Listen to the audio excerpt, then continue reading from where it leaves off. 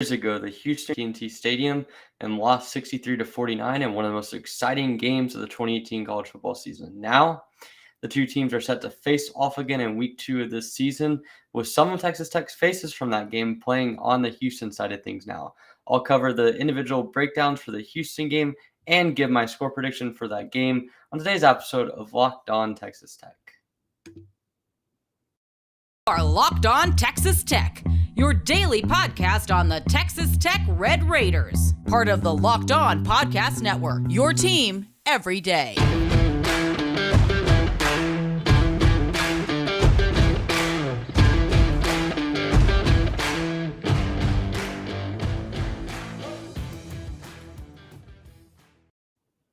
Welcome, everyone, to Locked On Texas Tech. My name is Emory. I am your host again. And first off, let me just say I am glad to be back this week. Apologies for the delay on this Houston preview episode. I may or may not have forgotten my mic at a different place last week, unfortunately, so I was unable to record at the end of last week, which is why usually you would see me record on Friday. You would see this posted on Friday, but instead it can be posted on Monday night.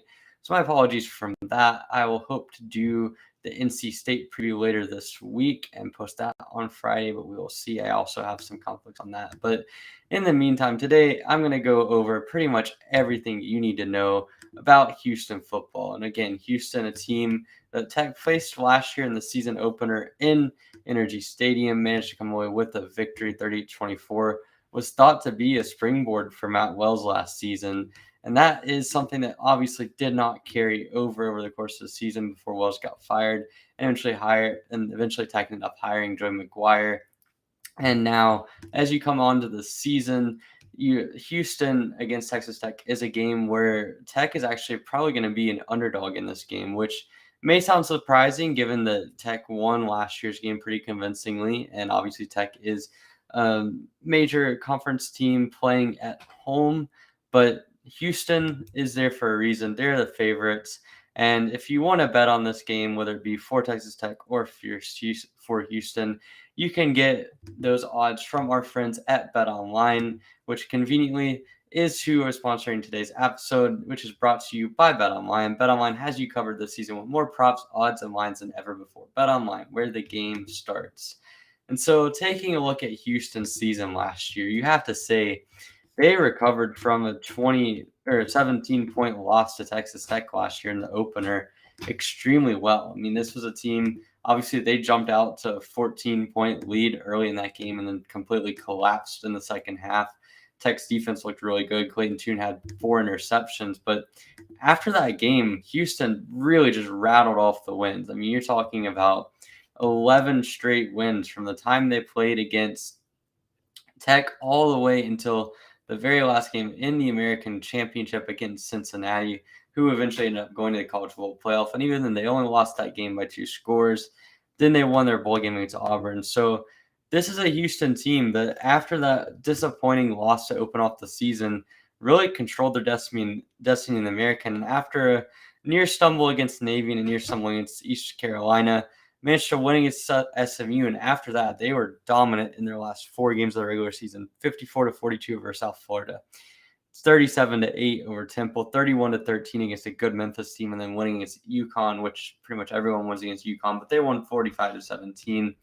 So strong into the season until they played against Cincinnati in the conference title game.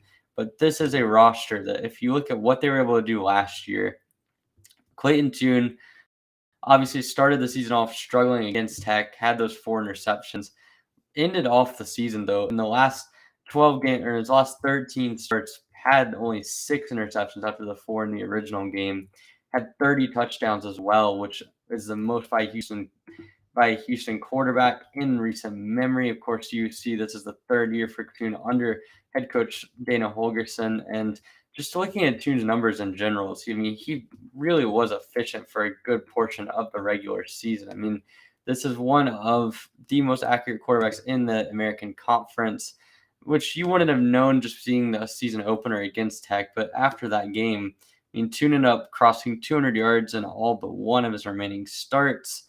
And his season was really highlighted by a game against SMU where he was able to outduel Shane Buechele, had 412 passing yards. So Houston's offense last season, really good. Obviously, if you're talking about the Texas Tech connections, you've got Tajon Henry and and Keyshawn Carter. But one name I want to talk about when you're looking at this Houston roster and specifically what he was able to do last year is Nathaniel Dill. The best player on this offense, in my opinion, last season, had 90 catches for 1,329 yards, 12 touchdowns, had a couple really big games over the course of conference season. I mean, looking at what he was able to do in that win over SMU was spectacular. Obviously had over 150 yards in both of his last two games against Auburn and Cincinnati. Those are two good defenses. But the SMU game, 9 catches, 165 yards, 3 touchdowns. And that one was booked off by Marcus Jones having a game-winning kick return. Jones is no longer there, but Dell, in my opinion, was a star of that game. So Nathaniel Dell comes back for another year, one of the most impressive players in the country. I have to think he's going to get some back-end Biletnikoff award speculation, but certainly the offense. Dell is a really impressive name that goes along with that. Jeremy Singleton is no longer there. But they do return Keyshawn Carter, which is a name that should be familiar to Texas Tech fans. If you remember back to 2020, he was arguably the best receiver on the team until he got injured midway through the season, dealt with injuries the rest of the year. Apparently had some kind of dispute with Matt Wells. That is what the grapevines say. And in general, did not seem to get along particularly well with the coaching staff. That is merely speculation and just sort of things I've heard. But Carter didn't end things on the greatest terms with the former coaching staff at Texas Tech. Went to Houston for the 2021 season. I think there were high expectations for him, and he played all right. He had 26 catches for 331 yards, only 1 touchdown. But in watching their film, he played a lot of snaps for them. It wasn't like he didn't have opportunities to get on the field. It was just in general, Dell was easily the best player for them in the receiving department. He was someone that ended up having quite a big role for Houston's offense. And just looking at the opportunities for Carter to have catches, I mean, he really only had 37 targets for the whole season, despite playing quite a lot of snaps. I mean, you're talking about someone that over the course of the season ended up playing over 370 snaps on the season over the course of only 9 games. I mean, for reference, that's about roughly 40% or 40% of what Houston's overall offense looked like. Dell was someone that got to play in both the slot and outside, but I believe most of his production came from the slot. So that is something to watch for this season. Obviously, Dell only weighs 155 pounds, maybe the most thin reframed wide receiver that we've seen in national conversation since Devontae Smith at Alabama. But Dell's a guy with a lot of talent. You've got Keyshawn Carter. Obviously, you have a couple other receivers that are coming in. Samuel Brown from West Virginia is one that we saw flash a little bit in his time in Morgantown. Had 10 catches in his 2 seasons there. Redshirted one of them. So a few talented transfers coming in. Obviously, the receiving core has Carter and has Dell, which is one of the top tandems in the American Conference. Clayton Tune is a guy that if what we saw last season was his true form, is going to be an elite level quarterback. But the thing about it is that's a lot of projecting to do, because prior to last season and prior to the stretch after the Texas Tech game, Tune really was not particularly great in his career prior to that. I mean, he had only 15 touchdowns to 10 picks in 2020, took a huge step forward in 2021. Even in 2019, when he spelled Derek King, he had 11 touchdowns and 9 picks in his first season under Dana Holgorsen. And really, I mean, he's a guy that this is going to be his 5th year starting at Houston. And really, he struggled with accuracy for a couple of years. He struggled with turnovers at times. But last season was the best ball he played. So it's going to be interesting to see how he plays there. One last note about Houston's offense is they're a team that really relied on running the football last season, especially when it came to playing in the red zone. Ended up with 27 total touchdowns on the ground last year. And really, it was Elton McCaskill and Tajon Henry who were the main characters for Houston in the backfield. Henry obviously returns, and McCaskill is returning, but he suffered an injury, I believe it's ACL injury in spring practice for them. So he'll be out, presumably for the Tech game, which will lead a lot of load on Henry, which ironically enough, the last time these teams played, Henry had 4 touchdowns on that game. And I'm going to talk about that in our final segment. But first, we got to talk about the defense But before we talk about the defense for Houston and just what they can do, especially on the defensive line, I have a message from our friends at BetOnline, today's sponsor. BetOnline.net is your number one source for all your betting needs and sports info. Find all the latest sports developments, league reviews, and news, including this year's NHL playoffs and Major League Baseball, which is midway through the season now. BetOnline is your continued source for all your sports wagering information, including live betting, esports, and scores. And BetOnline.net remains the best spot for all your sports scores, podcasts, and news this season. BetOnline.net is the fastest and easiest way to check in on all your favorite sports and events, including MMA, boxing, and golf. So head to the website today or use your mobile device to learn more about the trends and action. BetOnline, it's where the game starts. Welcome back to Locked On Texas Tech. Now talking about the Houston Cougars and their defense heading into the 2022 season, specifically how they will match up against Texas Tech. And the first thing to note about Houston's defense is their defensive line last season was stacked. And they end up losing their best player from last year, arguably, in Logan Hall on the defensive side of things. But still, Sack Avenue, as they call it down in H-Town, I don't know about that name personally, but it is what it is. They've still returned quite a bit of production. D'Anthony Jones and Derek Parrish. Derek Parrish might be the best defensive player on this team, one of the best defensive players in the American Conference.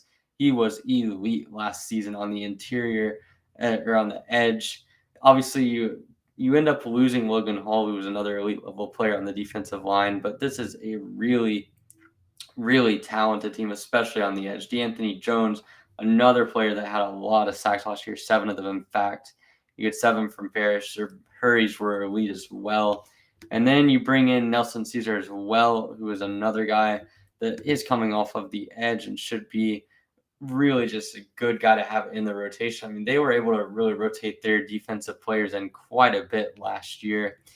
That's something that I think is going to be a big challenge for Tech, especially as they're playing in their second game with a new offensive line. It's going to be difficult to get things sorted out right away, especially with the depth Houston has on the defensive line. They're going to be able to bring quite a bit of pass rushing. I mean, 34 sacks from last year came from their defensive line. They had 45 total, which is a really high number to have. If you look at their hurry numbers as well, they ended up with 182 hurries over the course of the season, which is ridiculous. That's about 13 per game for the Houston defense. That's crazy to think about. When a team is only dropping back 35 or 40 times a game, that means a third of their dropbacks are getting pressured by the Houston defense. It's crazy to think about. But Houston's defensive line is impressive, and their linebacking core is also one of those which I think is going to be a relative strength of the season. You have Donovan Mutant coming back as the main guy in the linebacker rotation. He played middle linebacker last year, played over 500 snaps. He's going to be a guy that is going to be probably the heart and soul of this defense, and someone that, if you look at the experience he has for Houston, really just a guy that you can't say enough about in terms of his intangibles. He's good against the pass. He's been good against the run.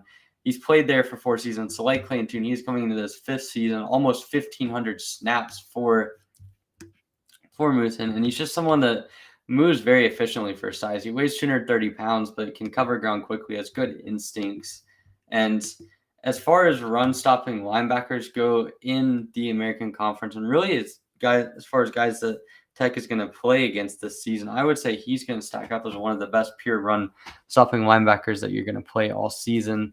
And then beyond that, you also just have quite a lot of young players in that defense as well.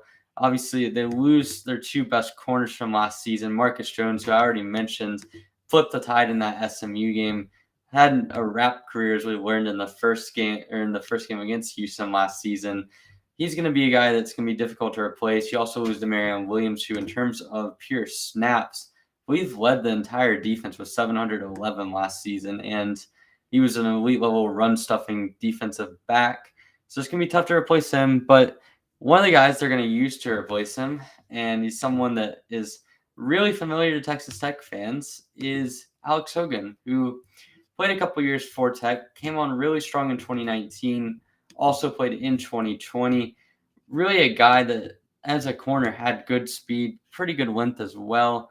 Did not show up much in the run game, so that's going to be a difference between him and Williams, but his pass instincts were good. Last season, had a targeting call that I think was overturned in the original opener, but he's a guy that had a fair bit of experience for Houston last season, played over 500 snaps. So he's going to be one to watch in corners at corner. And when you look at this Houston secondary, one weakness that I really think they have is the length and height of their corners. I mean, of the guys that are listed, I don't think any of them are taller than 6'1". So that's something that can utilize to their advantage, possibly. I mean, I don't want to jinx that because this is something that we saw against Arizona 3 years ago, where Tech came into the game facing two corners on the outside that were 5'10", and somehow TJ Vasher and Eric Ejikama both got locked up in that game. But as a general rule, when you have that height advantage and you know that Tech has four receivers on the outside that are 6'4" in that range that can play basically one-on-one jump ball situations well,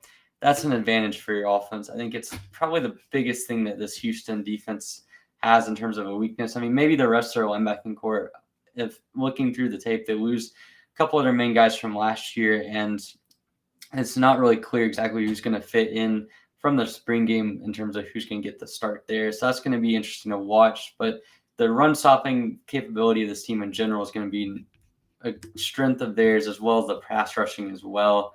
And so you have guys in the secondary and safety that have good range, and you know that you're going to have good run stopping up front, and the pass rush obviously being elite and coming back from last season.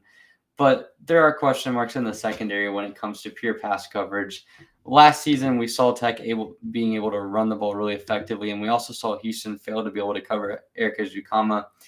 This year, there's reason to believe that at least the latter part of that could change because there is no Ejikama on this Tech football team, but still a lot of talented receivers, and it's going to be interesting to see how the secondary matches up against Tech's receivers. But coming up next, I'm going to talk about how I believe Tech matches up in this game, what I think the score predictions are, and a little bit of a look back at the 2018 Houston-Texas Tech matchup, just to talk about how utterly ridiculous that was. But first, a message from some of our sponsors.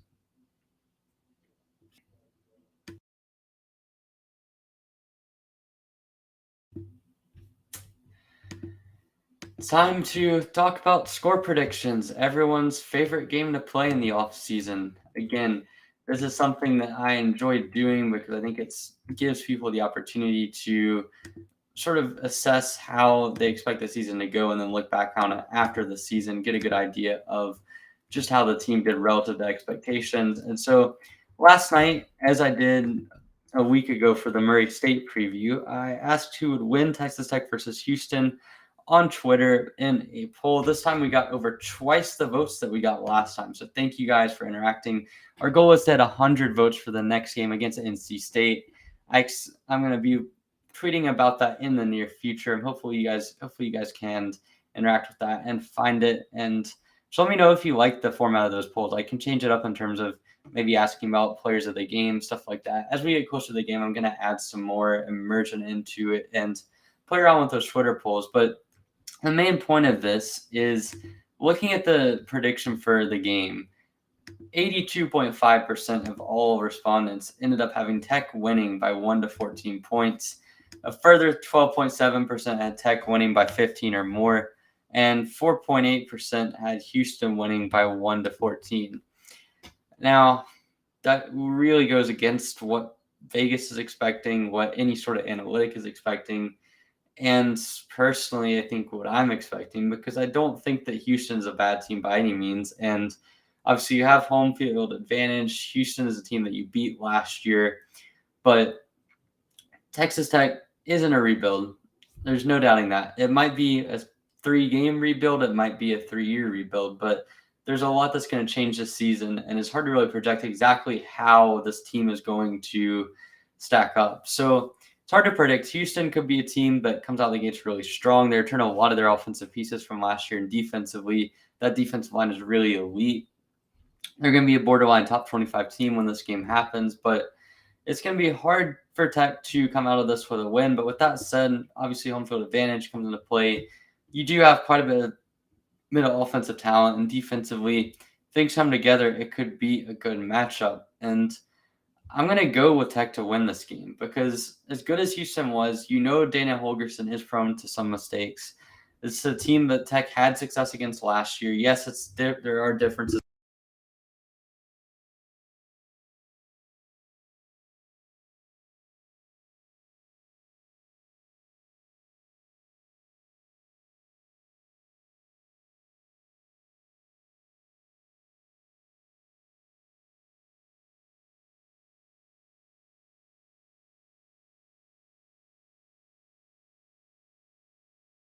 offense and presumably come away with a good victory. So that's going to be that. I think that if I had to put a score on this, I would have to say that it would be a 28-24 victory. I don't think it's going to be overly high scoring. Houston's defensive line really scares me, but we're going to have to see what goes on. As I do apologize, it seems I've lost the camera on this and I am in pitch black now. So if you're watching this on YouTube, I really do apologize, but just know that I am here. I am still talking. I still think Tech is going to win. That much has not changed because I'm not on camera.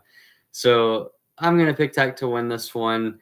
And unlike last game, or the last home game against Houston, which was a 63-49 victory, I think it's going to be lower scoring. And just before we finish up this episode, I want to touch back on the 2018 Houston game because of all the Texas Tech games I've watched over the last few years, Houston against Texas Tech in 2018 has to be one of the most entertaining ones. You had Alan Bowman passing for over 600 yards, 5 touchdowns. You had Tajon Henry running for 4 touchdowns, over 120 yards. You had Antoine Wesley breaking the receiving record, or bringing the single game receiving yards record at Texas Tech with 263 in addition to 4 touchdowns. TJ Vastra added a pair of touchdowns. Like there were so many interesting factoids to come out of that game. And the fact that Tech came into that game as slight underdogs, you weren't sure what was going to happen. That was after McLean Carter got hurt. And then obviously Bowman's first start came in a 77-0 win over Lamar. Second start came against Houston. Big win there. Ed Oliver was really hyped up that day, suffered from cramps and other stuff. And Houston ended up losing that game. And if you look back on it, I think that sort of started the spiral that ended in Major Applewhite getting fired in 2018. So just an interesting game to look back on. Obviously, the main face from that was Alan Bowman. He's now at Michigan. Antoine Wesley is now in the NFL. Cliff Kingsbury, who coached that game, is now the coach of the Arizona Cardinals. And then Keyshawn Carter, who played some snaps in that game, is now playing on the other side of things for Houston. And most importantly, most relevantly for this game, Tajon Henry, who was a star for Tech in that game, is now going to be coming back to Lubbock to play in the 806 to play for the Cougars this time. So as much as I like Tajon and what he was able to do at Tech, I still think he was one of the most underrated players at Tech especially in the Wells era. I have to think that this is going to be a game where he's going to have his work cut out against Tech's run defense, but we will see. It's going to be entertaining to watch as he's going to be the main guy now with McCaskill suffering an ACL injury in spring practice. That's going to be interesting to watch, but for now, I'm going to pick a Tech win, be a homer. Even in pitch darkness, I can still refuse to pick against Tech, against a team like Houston. But that's all for today's preview. I appreciate you guys tuning in again. You can follow me on Twitter, EddieRacer41. You can follow the official Locked On Texas Tech podcast account to get our latest polls and podcasts at Locked On TTU. You can find us on YouTube at Locked On Texas Tech at the YouTube channel. I must warn you, I don't have camera footage for the last 5 minutes of this podcast, so I really am sorry about that, but I will have that back up and running for tomorrow's podcast. I guarantee that. And until then, I appreciate all the support. Find us wherever you get your podcast. I really appreciate the continued audience. I know it's off season. It's kind of the dark days of the off season, but in the next month or so, we're going to have quite a bit of content, whether it be these football previews, looking at some position groups like I'm going to do tomorrow with the quarterbacks, talking about some basketball stuff, talking about women's basketball. I do have a couple of podcast ideas lined up for that. So for those of you who are interested in Lady Raiders content, all I have to say is stay tuned. But that's all for today. In the meantime, thank you for making Locked On Texas Tech your first listen every day. You can get more on the Big 12 conference and what's going on throughout the conference in football by making Locked On Big 12 your second listen every day. Host Josh Neighbors and the local experts of Locked On, including occasionally myself, take you across the Big 12 in 30 minutes.